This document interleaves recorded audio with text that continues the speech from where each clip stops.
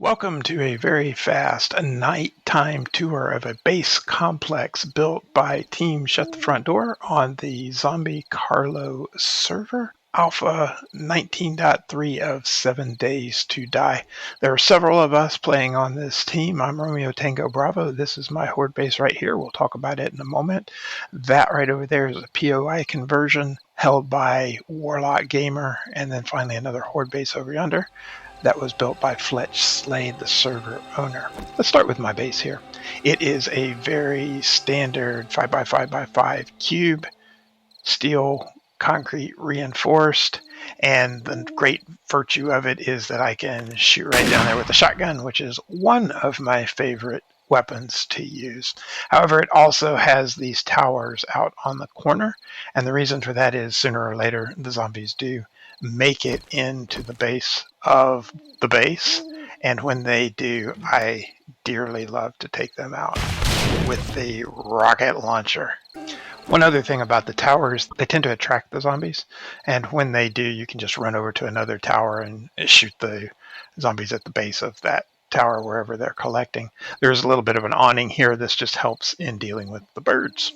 But this is my base right here. Let's run downstairs.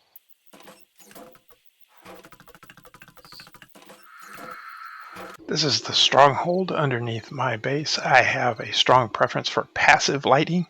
I don't like to use gas for anything except vehicles.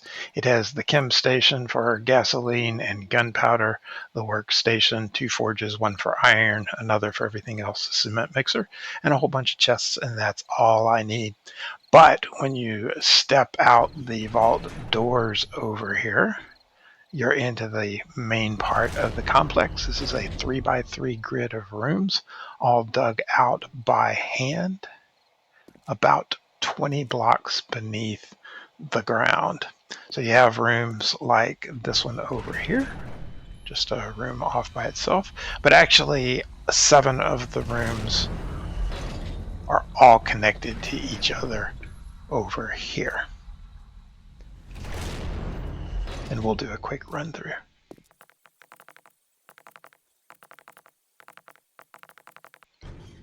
And that's it, and we're back out into the hallways.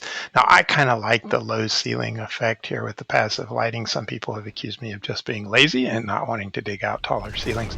I might experiment with that at some point. But we're back in the main base. That's the stronghold right there. Let's run out to the ground level. I am a little bit paranoid, so there are multiple levels of bulkheads, if you want to call them that get you out to the ground level. And here we are at the horde base from the ground level right there.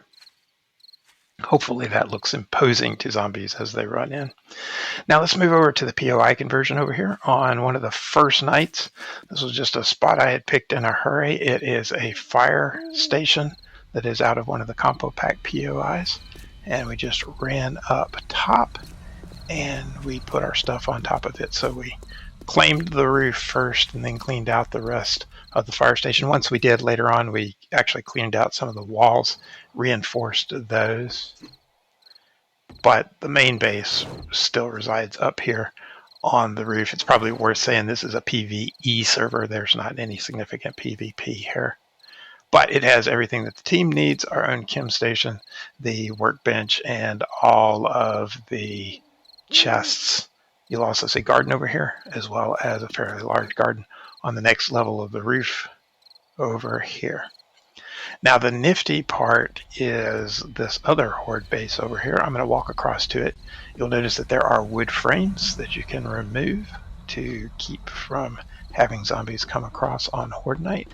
And when you get here, you will notice that on both sides there are these stairways that attract zombies, along with all of those spikes down below and blade traps as well. This is on both sides. If you're on the top of this horde base, as you see, you can shoot straight down the stairs to get any zombies that are coming up there. Or if you prefer, you can go down one level. You'll see the team members' bedrolls right there. So if something happens, they'll spawn right back up here. And this gets you just a little closer to the ground level and what's going on and perhaps you can fight with different weapons. The robotic sledges are intended to knock zombies off if they're inclined to go either way right there. So that is the horde base that was built by the server owner, Fletch Slade. We'll run back over here. There's one last thing you ought to see. Warlock Gamer, who holds this POI for us right here, is a meticulous miner. So let's go look at what he does on the mining side of things right quick. We'll need to run down here. This is the main room of the mine, several forges, several cement mixers, but most of the mining happens over this way. We're going to do a quick run through.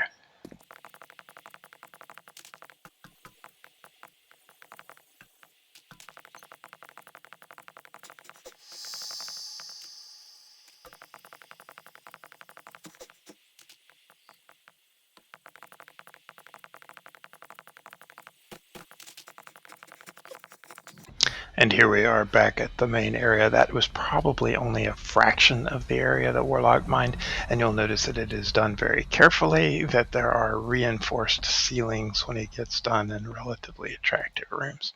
There's one place we haven't gone. That's up this ramp and down this little short hallway here. When we get to the end of this hallway, we will find a steel reinforced vault door. When we go in this door, we are back in the complex that is beneath my horde base. We'll head into my central room, which is a stronghold, and we'll head back upstairs.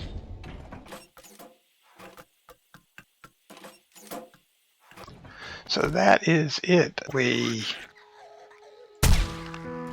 arrived just in time for dawn, and you've seen the horde base, Romeo Tango Bravo, the POI conversion held by Warlock Gamer, and the horde base built by Fletch Slade.